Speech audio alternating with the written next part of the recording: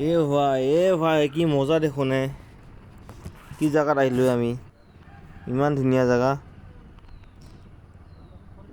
Hello' guys, আপোনালোকে যদি কেতিয়াবা এনেকুৱা জেগাত দেখাৰ ইচ্ছা আছে তেতিয়াহ'লে আপোনালোকে কিন্তু অৰুণাচলত আহিব লাগিব।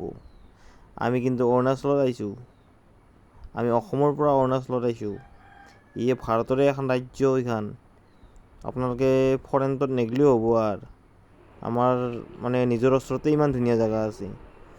আপোনালোকে কেতিয়াবা সময় উলিয়াই এনেকৈ ফুৰিব আহিব আমাৰ নিচিনাকৈ। ইমান ধুনীয়া পৰিৱেশৰ মাজত নিজকে কি ক'ম আৰু নকওঁ আৰু আপোনালোকে জানেই চব। হৰি ক'তে ভালে আছা? ইমান সুন্দৰ জেগা ভাই, কি ক'ম আৰু ক'বৰ ভাষা নাই।